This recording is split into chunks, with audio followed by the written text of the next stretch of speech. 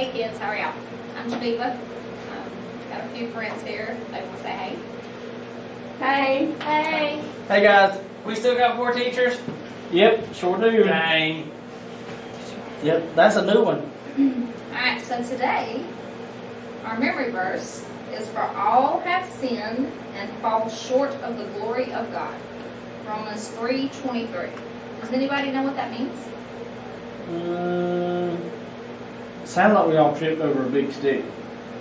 No, not quite. Anyone else have any ideas? I've done bad stuff. Doing bad stuff, that's right. Did we try to make a big jump over a big hole and miss? Not quite. So let me give y'all a couple of examples. Alright, so we're going to talk about sneaky sin. Is sin sneaky sometimes? I sneak through the house when the lights are off. I believe that. Mark looked down at the big fat D on his math test. I am really disappointed with your grade, his teacher said. Get your parents to sign your test and we'll talk about it tomorrow. Mark was not looking forward to talking to his parents. I wouldn't either. He knew he had to, but he also knew that they would be bad.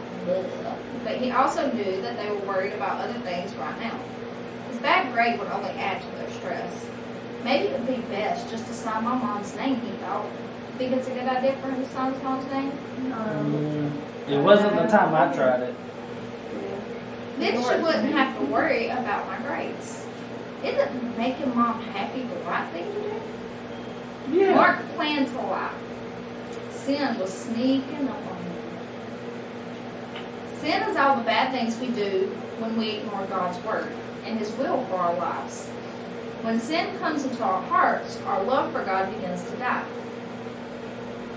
Sin likes to disguise itself as something good, something you really, really want.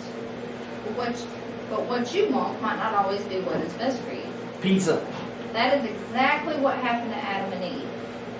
A sneaky snake appeared dangling from a tree. Come in, it hissed. Eat the fruit. If you do, you will be just like God. You will know everything there is to know about good and evil. So Eve ate the fruit, and she gave some to Adam. And that's where sin found a place in people's hearts. Thousands of years later, sin is still sneaking up on us. Thankfully, Mark realized that although lying about his grades seemed like the easier choice, it was a sin. He made the right choice, and he talked to his parents. Being honest was what God wanted Mark to do, and his parents were able to get him the help he needed in math.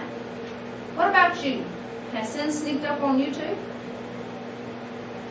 This week's memory verse tells us that we all sin and we all disappoint God. But God forgives. He forgives us when we ask Him. And His Word, the Bible, can help us resist even the sneakiest of sins.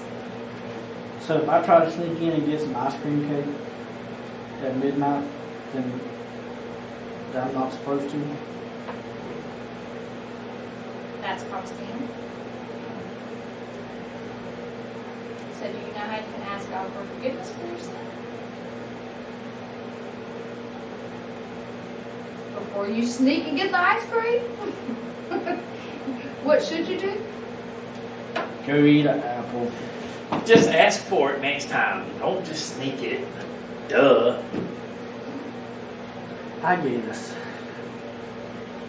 Alright, so speaking of Adam and Eve, let's talk about them for just a second. Adam and Eve lived in a garden. A slithery snake inched his way into the middle of the garden and asked Eve, feeling hungry?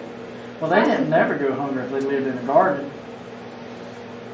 Well, I think they have some rules in that garden. What do you think?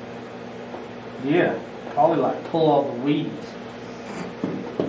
Try some fruit from the tree of knowledge, good and evil. God told us not to, said Eve. The fruit won't hurt you, lied the snake. You'll be wise like God, that's all. The fruit looked delicious, and Eve wanted to be as wise as God. She picked some fruit and she ate it. Crunch, munch. She handed some to Adam, and he ate it too. Yum. But something felt terribly wrong.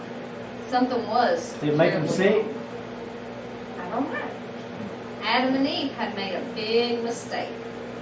God told the snake, from now on you will crawl on your belly. Y'all want to crawl on your belly?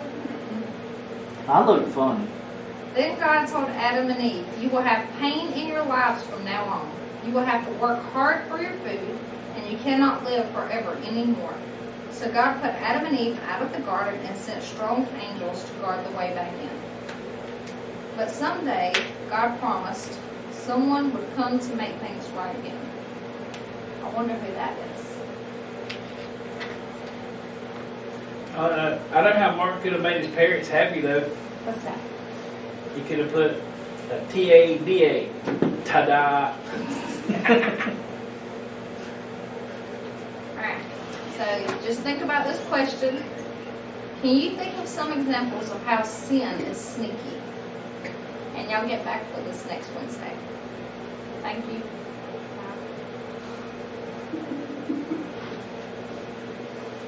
Bye, kids. Drop the mic.